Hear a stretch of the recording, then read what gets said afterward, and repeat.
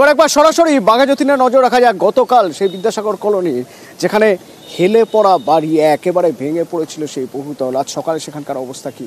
আশপাশের বাড়ির লোকজন তো আতঙ্কে ছিলেন, তাদেরকে সরিয়ে দেওয়া হয়েছিল। সেই বাড়ি ভাঙা হবে, কি অবস্থা সেই বাড়ি, সেই এলাকার কি অবস্থা? পারাদীপ সরাসরি সেখান থেকে আমার সঙ্গে রয়েছেন। পারাদীপ, আজ সকালে কি অবস্থা? এক দুঃস্বপ্নের রাত কাটিয়েছেন এলাকার মানুষ।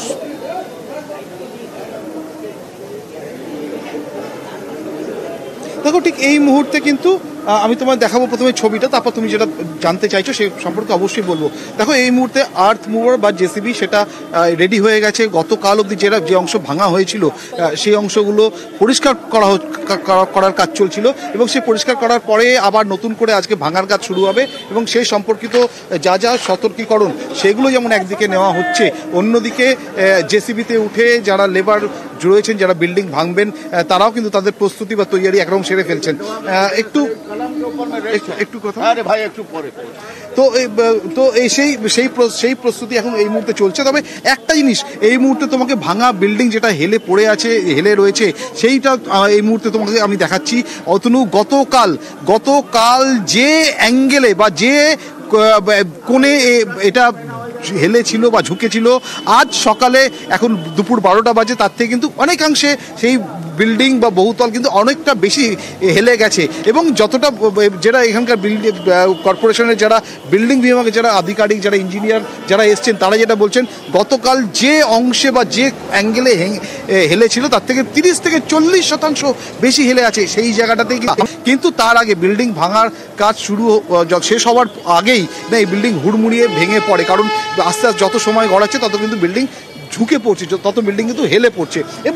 এবার তুমি জানতে চাইছিলে, তুমি দেখো, মানুষ শখ করে, মধ্যবিত্ত বাঙালি সারা জীবনের উপার্জন দিয়ে, সারা জীবনের সঞ্চয় দিয়ে একবার একটা ছাদ কেনেন এবং এই বিল্ডিং তুমি দেখতে পাচ্ছ ভেতরে এই মুহূর্তে সব যেগুলো ব্যালকনি ছিল সেগুলো ভেঙে ফেলা হয়েছে, সেগুলো খুলে দেওয়া হয়েছে এবং ভেতরটা দেখা যাচ্ছে অনেক শখ করে তারা সাজিয়েছিলেন। এবং এখানে যাদের ফ্ল্যাট ছিল, যারা এখানে বাসিন্দা, তারা একটু আগেও এখানে ভিড় করেছিলেন, তারা আকুতি করছিলেন যে ভেতর থেকে যদি কোনো ক্রমে কিছু জিনিস সরানো যায়, কিন্তু সেফটি রিজনে, তাদের নিরাপত্তার কারণে সে বিল্ডিংয়ের ভেতর তো কোনোভাবে প্রবেশাধিকার দেওয়া সম্ভব নয়। এবং ভেতরটা যদি দেখা যায় তাহলে কিন্তু দেখবে যে তারা অত্যন্ত শখ করে, সাধ করে কিন্তু তারা এই বিল্ডিংয়ের ভেতর সাজিয়েছিলেন এবং তারা এখানে এখনও অপেক্ষা করছেন, সারাক্ষণ সকাল থেকে তারা অপেক্ষা করছেন যে চোখের সামনে, আমরা কথা বলছিলাম, তারা বলছেন চোখের সামনে একটা করে আর্থ মুভারের ঘা পড়ছে, যেন মনে হচ্ছে তাদের পাঁজরে ঘা পড়ছে। সত্যিই তো, মানে আমি আবারও তো সেই ছবিটা তোমায় একবার দেখানোর চেষ্টা করব।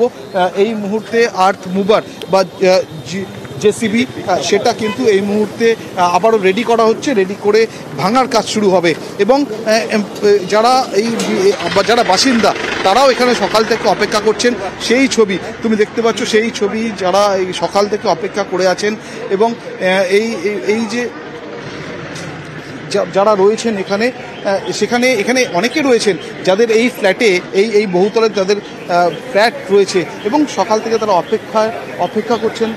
তারা সামনে থেকে সকাল পারাদীপে বড় এক অদ্ভুত ছবি। যে ফ্ল্যাট তৈরি হবে বলে তারা ফ্ল্যাটের সামনে অপেক্ষা করে এসেছেন চিরকাল, যে বছর কয়েক ধরে, যে এই ফ্ল্যাটটা তাদের হবে, তাদের স্বপ্নের ফ্ল্যাট, স্বপ্নের বাড়ি, আজ তারা অপেক্ষা করে রয়েছেন তাদের সেই স্বপ্নের ঘরগুলো ভাঙা হবে সেটা দেখবেন বলে। একটু তাদের কথা শুনবো। আমার ডকুমেন্টস, আমার জিনিসপত্র, ইচ অ্যান্ড এভরিথিং এখানে রয়েছে। উনি বলেছিলেন উনি জ্যাক আনবেন, স্ক্রু আনবেন, হ্যানা করে উনি উঁচু করে মাল মশলা দিয়ে জিনিসটাকে আরো মজবুত করবেন, ব্যাপারটা বাড়িটা একটু উঁচুও হবে, এটাই উনি বলেছেন। এবং অ্যাসিওর করেছিল যে আপনাদের বাড়ি থেকেও বেরোতে হবে না, এরকম কথা হয়েছিল। তা এখন ভাগ্যিস আমরা ভাড়া গেছিলাম, নাহলে হয়তো আমাদের বাড়ির লোকেরও প্রাণ সংশয়। পুরোপুরি নিজেকে বাঁচাতে চেয়েছিলেন উনি, তাই জন্য নিজে এসেছিলেন। লিফটিং এর কাজ তো অনেক সারা ভারতবর্ষ জুড়ে হয়, তাহলে নিম্নমান না হলেই, এবং ইঞ্জিনিয়ার এসে লাস্ট দিন বলে গেল যে খুবই নিম্নমানের দিয়ে জঘন্যভাবে তৈরি। ফোন করলে ফোন সুইচ অফ, পালিয়ে গেছে। হ্যাঁ, আমার বাড়িতে অসুস্থ পেশেন্ট আছে, আপনি গিয়ে এখন আমার বাড়িতে যদি আমি যেখানে আছি সেখানে দেখতে পারেন, ওখানে অক্সিজেন সিলিন্ডার রয়েছে।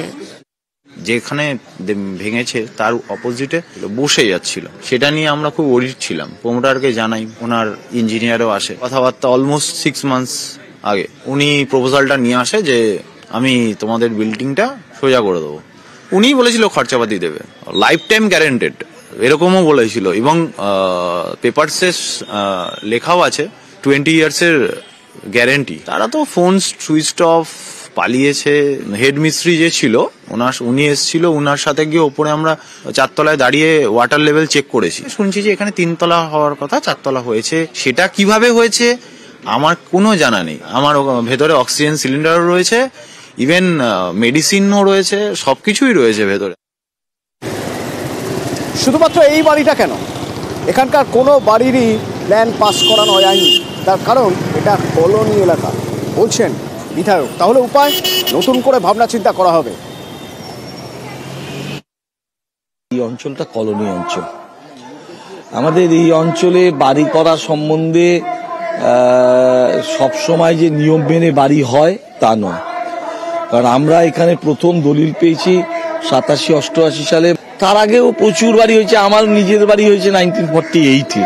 তো সেই বাড়িটা তো আর আইন মেনে হয়নি। এই যে সামনে যত বাড়ি আছে কোনো বাড়ি স্যাংশন মেনে হয়নি। চেষ্টা করছি কর্পোরেশনের রুলটাকে আমাদের রিল্যাক্স করে যাতে কলোনির মানুষকে আমরা বাড়ি করার সুযোগ দিতে পারি। আমরা যখন এখানে ওপার বাংলার থেকে পালিয়ে এসছিলাম, তো যখন এখানে এসছিল মানুষগুলো, তখন তো সরকার জমি আমাদেরকে দেয়নি। আমরা জবরদখল এখানে জমি বসেছিলাম।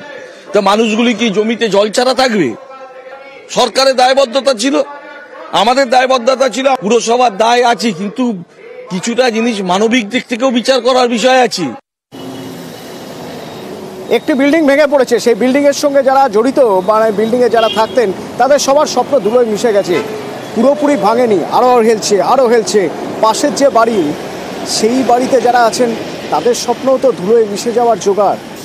আশপাশের বাড়িতে যারা রয়েছেন, যে বাড়ির উপর হেলে পড়ছে, তারা কোথায়, কি বলছেন তারা চোখের সামনে দেখছেন যে তাদের স্বপ্ন সেটাও ধুলোয় মিশে যাওয়ার জোগাড়। রৌনক রয়েছেন তাদের সঙ্গে, আমার সঙ্গে। রৌনক, তারা কি বলছেন?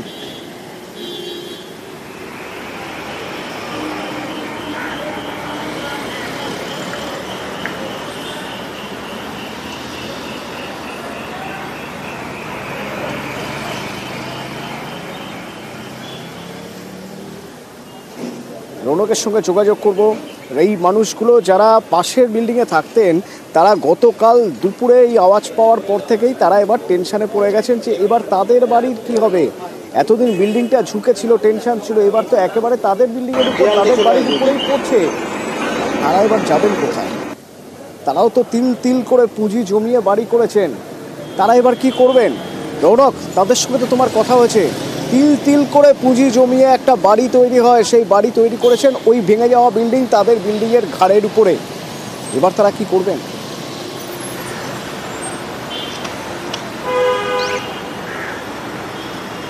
দেখো, একেবারেই তারা কিন্তু অন্যত্র সরে গেছে। কারণ গতকাল যখন এই বিল্ডিং এর গ্রাউন্ড ফ্লোরটি ভেঙে পড়েছিল, তারপর থেকে যত সময় এগোচ্ছে বিল্ডিংটি কিন্তু হেলে যাচ্ছে। তোমায় দেখাবো একেবারেই এই যে বিল্ডিংটি, যেখানে পাশেই প্রায় 10টি পরিবারের বসবাস, তারা কিন্তু কাল রাত থেকেই অন্যত্র সরে গেছেন। কারণ তাদেরকে আগে থেকেই বলা হয়েছে নিরাপদ স্থানে সরে যাওয়ার জন্য।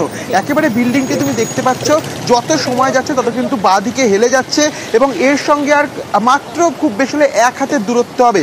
এবং এই বাড়িতে যারা বসবাস করছে তারা তো আতঙ্কের মধ্যে রয়েছেই। শুধু তাই নয়, এই বিল্ডিংটি যদি পড়ে যায় তাহলে কিন্তু আশেপাশে যে কটি বাড়ি রয়েছে সেই বাড়িগুলো বিপুলভাবে ক্ষতিগ্রস্ত হবে। ইতিমধ্যে দেখাচ্ছি যে বাড়িটির ওপর বিল্ডিংটি পড়েছিল, সেই বাড়িটি কিন্তু এখনো প্রচন্ড মানে ক্ষতিগ্রস্ত হয়ে রয়েছে। সেক্ষেত্রে আশেপাশে যারা রয়েছেন তারা তো আতঙ্কের মধ্যে রয়েছেন, এবং অন্যত্র তারা কাল রাত থেকেই এখান থেকে বাড়ি ছেড়ে চলে গেছেন, অন্যত্র সরে গেছেন। এবং ইতিমধ্যে আর্থ মুভার নিয়ে আসা হয়েছে, বিল্ডিং ভাঙার কাজ চলছে। কিন্তু এই যে প্রসেস, অর্থাৎ এই যে বিল্ডিং ভাঙার যে প্রক্রিয়া, প্রায় 2 থেকে 3 দিন লাগবে এই গোটা বিল্ডিংটি ভেঙে ফেলতে। যেহেতু অত্যন্ত জনবহুল এলাকা, আশেপাশে প্রত্যেকটি জায়গায় বাড়ি রয়েছে, সেক্ষেত্রে আগে থেকেই তাদেরকে নিরাপদ স্থানে সরিয়ে দেওয়া হয়েছে, এবং প্রত্যেকেই কিন্তু বাড়ি ছেড়ে গতকাল রাতেই চলে গেছে। যত সময় আগাচ্ছে এই বিল্ডিং কিন্তু একপাশে হেলে যাচ্ছে, এবং যেটা ভয়ের বিষয় সেটা হলো বিল্ডিংটি যদি একবারে হুড়মুড়িয়ে ভেঙে যায় তাহলে কিন্তু আশেপাশের এই যে কটি বাড়ি রয়েছে সেই বাড়িগুলো কিন্তু বিপুলভাবে ক্ষতিগ্রস্ত হবে। সেক্ষেত্রে গতকাল থেকেই তারা কিন্তু নিরাপদ স্থানে সরে গেছে, এবং ইতিমধ্যে আর্থ মুভার নিয়ে এসে এই বিল্ডিং ভাঙার কাজ তা কিন্তু শুরু হয়ে গেছে। পুরসভার কর্মীরা রয়েছে, ডিজাস্টার ম্যানেজমেন্টের কর্মীরা রয়েছে, এবং কলকাতা পুলিশও মোতায়েন করা হয়েছে। গোটা চত্বর কর্ডন করা হয়েছে যাতে স্থানীয় বাসিন্দারা আশেপাশে না আসে, যে একটা রিস্ক জোন, সেক্ষেত্রে সেখানে কিন্তু কাউকে প্রবেশ করতে দেওয়া হচ্ছে না। দূর থেকে তো তারা দেখবেনই, তাদের বাড়িও বোধহয় ভাঙা পড়ে যেতে পারে। যে অবস্থায় রয়েছে এই বিল্ডিংটি, এই বিল্ডিং ভাঙার কাজ যখন হবে তারা তো শিফট করে গেছেন অন্য জায়গায়। কিন্তু তারাও এসে দেখবেন দিনভর তাদের বাড়িগুলোর কি হাল। ধন্যবাদ রৌনক। ওই আমার বাড়িটার জন্য এখন এই অবধি খারাপ হয়ে আছে। একদিকে টাল খাওয়া ছিল এই সেটটা, তখন বললো আমাদের এই ঘরটা কাত হয়ে গেছে, দেখতে পাচ্ছ তো, সোজা করবো বলছে যে সোজা করা ঠিক করবে মিস্ত্রি। তারপরে কিছুদিন পরে দেখলাম ঘর ঘর ঘর ঘর ঘর শব্দ হচ্ছে, মেশিন টেশিন দিচ্ছে, আর কতগুলি জগ লাইন দিয়ে বসানো। তারপরে দিনই ঘটা আমি বললো ছাদ পিটানো ঘরটা, ওটাই তো বিরাট ক্রাক হয়ে গেছে, ওটা শেষ হয়ে গেছে। এখন দেখা যায় সব কমপ্লিট হোক, তারপরে কি কত ক্ষতিপূরণ পাওয়া যায় না পাওয়া যায়।